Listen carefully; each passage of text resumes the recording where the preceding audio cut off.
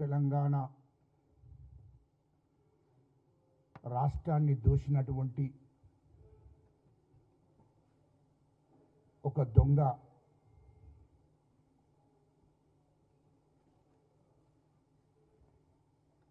రాష్ట్రాన్ని అన్ని రకాలుగా నాశనం చేసినటువంటి మరి ఒక మాటలో చెప్పాలంటే ఒక ఉగ్రవాది అలాంటి వ్యక్తి కేటీఆర్ అనేటోడు మాట్లాడడం విడ్డూరంగా ఉంది. 5 లక్షల కోట్ల భూకుంభకోణం జరిగిందని కేటీఆర్ అనేవాడు మాట్లాడితే తెలంగాణ ప్రజలు సిగ్గుపడుతున్నారు.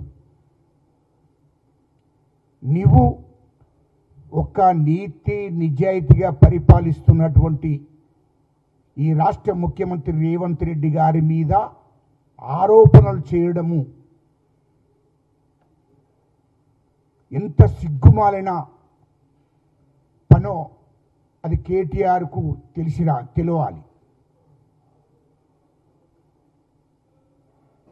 ఈ రాష్ట్ర ప్రజలకు కానీ దేశ ప్రజలకు కానీ అందరికీ తెలిసినటువంటి విషయం. ఈ రాష్ట్ర ముఖ్యమంత్రి గారి మీద 5 లక్షల కోట్ల భూకుంభకోణం జరిగిందని దాన్ని మీడియా ముందట మాట్లాడడం కేటీఆర్ నీకేమన్నా సిగ్గుందా అని అడుగుతున్నా. 5 లక్షల కోట్ల భూకుంభకోణం జరిగిందంటే అసలు ఈ ప్రజలు నమ్ముతారా? తెలంగాణ రాష్ట్ర ప్రజలు నమ్ముతారా? అరే దోపిడీ చేసిందంతా 10 ఏళ్లలో భూమి లేకుండా చేసింది మీరు. ఇండస్ట్రీ వాళ్లకు, కంపెనీల వాళ్లకు, పరిశ్రమల వాళ్లకు అంత బడాబాబులకే ఇచ్చింది కదా. భూములన్నీ దారదత్తం చేసింది కదా. 100 కోట్లు 1000 కోట్లు వాళ్ళ దగ్గర తీసుకొని మీ బినాన్ పేర్ల మీద కంపెనీలను పెట్టుకొని, మీ బినాన్ పేర్ల మీద పరిశ్రమలను పెట్టుకొని, మీ బినాన్ పేర్ల మీద ఇండస్ట్రీలను పెట్టుకొని మీ సామాజిక వర్గానికే ఇచ్చుకున్నారు కదా మీరు. మరి మళ్ళా మా ముఖ్యమంత్రి గారి మీద మాట్లాడమేంటి? తెలంగాణ రాష్ట్రంలో 25 లక్షల ఎకరాల భూమిని గుంజుకొని దళితులకు ఇచ్చిన భూములను గుంజుకొని, ఆదివాసీలకు గిరిజనులకు ఇచ్చిన భూములను గుంజుకొని మీరు మీ బినాన్ పేర్ల మీద ఉన్నటువంటి కంపెనీలకు దారదత్తం చేశారు. ఇండస్ట్రీలకు దారదత్తం చేశారు. పరిశ్రమలకు దారదత్తం చేశారు. వీళ్ళంతా ఎవరో బడాబాబులు, భూస్వాములు. మీ సామాజిక వర్గానికి సంబంధించినటువంటి వాళ్లకు 1 లక్ష రూపాయలు అక్కడ విలువ ఉంటే 5,000కి ఇచ్చారు మీరు. 5,000కి ఇచ్చారు మీరు. ఒక దాదాపు 1000 కోట్ల భూమిని 50 కోట్లకి ఇచ్చారు మీరు. దీన్నే దారదత్తం అంటారు. 25 లక్షల ఎకరాల భూమిని, తెలంగాణలో 25 లక్షల ఎకరాల భూమిని మీరు గుంజుకొని తెలంగాణ ప్రజల దగ్గర ఉన్నటువంటి, తెలంగాణ రైతుల దగ్గర ఉన్నటువంటి సాదా బైనామాల భూమి, తెలంగాణ ప్రజల దగ్గర భూములు గుంజుకొని మీరు కంపెనీల పేరు మీద, మీ బినాన్ పేర్ల మీద చేసుకున్నది వాస్తవం కాదా? ఆనాడు ఇందిరాగాంధీ అమ్మ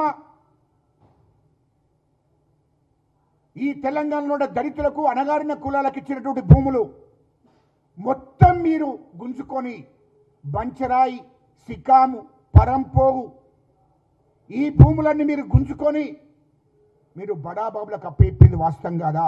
మీ బినాన్ పేర్ల మీద చేసుకున్నది వాస్తవం కదా కేటీఆర్?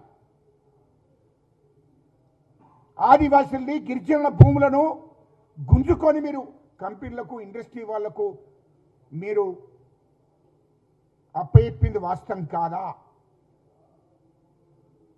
ఆ భూములనే మా ముఖ్యమంత్రి రేవంత్ రెడ్డి గారు ఏ భూములైతే మీరు దారదత్తం చేసి, ఏ భూములైతే మీరు అన్యాయంగా అమ్మేసి మీ బినామీ పేర్ల మీద చేసుకొని వందల వేల కోట్లు తీసుకొని అన్యాయంగా అమ్మేశారో, మీ బినామీ పేర్ల మీద ఏ భూములైతే వేసుకున్నారో అవన్నిటిని కూడా బయటికి తీయడానికే మా ముఖ్యమంత్రి గారు కంకణం కట్టుకున్నాడు. ఏ దళితుల దగ్గర మీరు భూములు అయితే తీసుకున్నారో, ఏ గిరిజనుల దగ్గర, ఏ ఆదివాసుల దగ్గర అయితే భూములని మీరు తీసుకొని దారదత్తం చేశారో, మీ బినామీ పేర్ల మీద కంపెనీలకు ఇచ్చుకున్నారో, ఆ భూములను తీసి తిరిగి ఆదివాసులకు, దళితులకు, గిరిజనులకు అప్పచెప్పడం కోసం మా ముఖ్యమంత్రి గారు ప్రయత్నం చేస్తున్నాడు. చేస్తుంటే దాన్ని ఓర్వలేక 5 లక్షల కోట్ల భూములను కుంభకోణం జరిగిందని ఆరోపణలు చేస్తే ఈ తెలంగాణ ప్రజలు ఊరుకోరు, తరిమేస్తారు. జాగ్రత్త అని చెప్తున్నా. ఇవాళ మీరు కుంభకోణాల గురించి మీరు మాట్లాడతారా? మా ముఖ్యమంత్రి గారు తమ్ముళ్ళు వాళ్ళు ఇప్పటి వరకు ఎక్కడికైనా బయటికి వచ్చారా?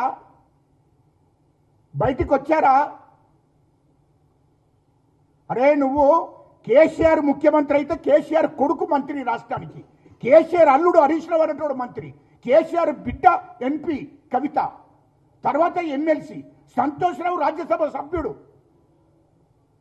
మొత్తం పదవులన్నీ మీ కుటుంబం పంచుకొని సిగ్గు లేకుండా మా ముఖ్యమంత్రి గారిని మాట్లాడడం ఎంతవరకు సమంజసం అంటున్నా. మా ముఖ్యమంత్రి తమ్ముళ్లకు ఏదైనా పోస్టులు ఇచ్చిండా? ఏదైనా నామినేటెడ్ పోస్టులు ఇచ్చిండా? ఎమ్మెల్సీ ఇచ్చిండా? ఎంపీ ఇచ్చిండా? అరే లుచ్చానా కొడుక, మాట్లాడే ముందు ఆలోచన వేయాలి.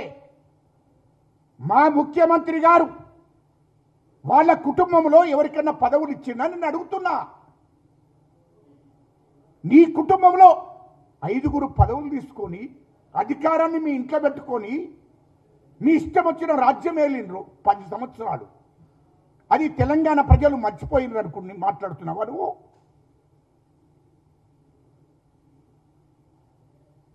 ఇలా రాష్ట్రంని మొత్తం దోషేశారు మీరు.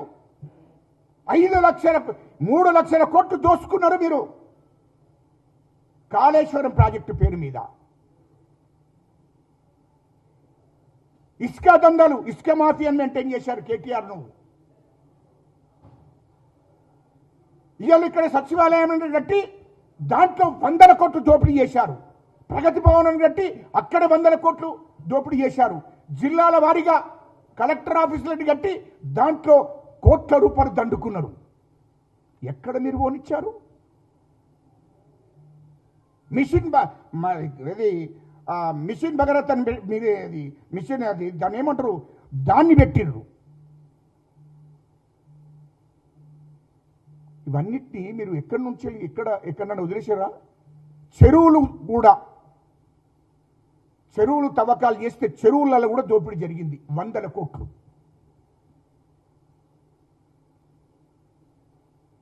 మరి మీరు ఎక్కడ వదిలేశారు? ఎక్కడ వదిలేశారు మీరు? ఎక్కడ వదిలేయలేదు.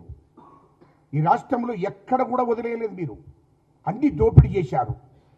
ఇది వాస్తవం కాదా? ఇవాళ మళ్ళీ నేను నీతిపరుణ్ణి, ఈ కార్ రేసులో నాకు సంబంధం లేదు. ఈ కార్ రేసులో నీవు ఏం చేశావో తెలియదా నీకు?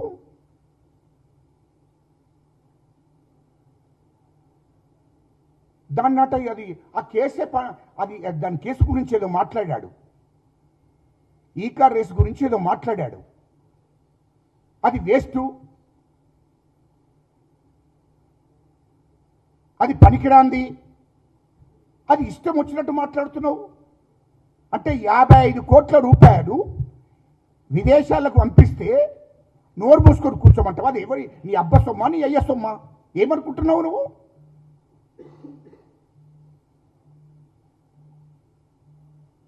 ఆర్బీఐ పర్మిషన్ తీసుకోలేదు, క్యాబినెట్ ఆమోదం చేయలేదు, ఎన్నికల కోడ్ ఉన్నది. ఎన్నికల కోడ్ ఉండగా నీవు విదేశాలకు డబ్బులు 55 కోట్లు పంపించావు. అవి 55 కోట్లు అంటే ఏమనుకుంటున్నావు నువ్వు? నేను ఒక్కటి అడుగుతా, కేసీఆర్ మీరంతా కలిసి ఈ సందర్భంగా నేను గుర్తు చేస్తున్నా, 50 లక్షలు రేవంత్ రెడ్డి గారు, మా ముఖ్యమంత్రి రేవంత్ రెడ్డి గారు ఆనాడు ఎమ్మెల్యేగా ఉండి ఎవరికో ఇచ్చిండని అనే అది సొంత డబ్బు, అక్కడిక్కడ అప్పు చేసిన డబ్బు, అది ఎవరికో ఇచ్చిండు అని చెప్పి దాని మీద మీరు నానా రాద్ధాంతం చేసి ఆనాడు ఎమ్మెల్యేగా ఉన్నటువంటి మా రేవంత్ రెడ్డి గారి మీద కేసులు పెట్టారు. 50 లక్షలే, అది ప్రభుత్వ సొమ్ము కాదు, అది ప్రజల సొమ్ము కాదు, సొంత డబ్బు. దాన్ని సీసీ కెమెరాలు పెట్టి మీడియా ముందట షో చేసి రాద్ధాంతం చేసింది. మరి దాన్ని ఏమంటావు నువ్వు? దాన్ని ఏమంటావు అంటున్నా. కేసీఆర్ అనేటోడు కాంగ్రెస్ ఎమ్మెల్యేలను కొనడానికి, టీడీపీ ఎమ్మెల్యేలను కొనడానికి ఒక్కొక్కరికి 5 కోట్లు 10 కోట్లు 20 కోట్లు ఇచ్చి కొనుగోలు చేసి మీకు అనేక పనులు చేస్తారని కొనుగోలు వాళ్ళను తెప్పించుకొని భ్రమలు పెట్టి వాళ్ళ కోట్లాది రూపాయలు ఇచ్చుకున్నారు ఆనాడు 2014లో 2018లో. ఇది మర్చిపోయిర్రా మీరు? 50 లక్షల కోసం నానా రాద్ధాంతం చేశారు ఆనాడు మీరు. అది సొంత డబ్బు, అప్పులు తీసుకొచ్చుకొని ఇచ్చినటువంటి డబ్బు. మీరు అట్లాంటి ఎన్నో దుర్మార్గ పనులు చేశారు. టీడీపీ ఎమ్మెల్యేలను కొనలేదా మీరు? టీడీపీ ఎమ్మెల్యేలను భ్రమణ పెట్టలేదా? టీడీపీ ఎమ్మెల్యేలను బెదిరియలేదా? 2014లో మీరు 15 మంది ఎమ్మెల్యేలను బెదిరియలేదా అని అడుగుతున్నా నేను. ఆనాడు తీసుకున్నారు. తర్వాత కాంగ్రెస్ ఎమ్మెల్యేలను మీరు కొనుగోలు చేయలేదా? మరి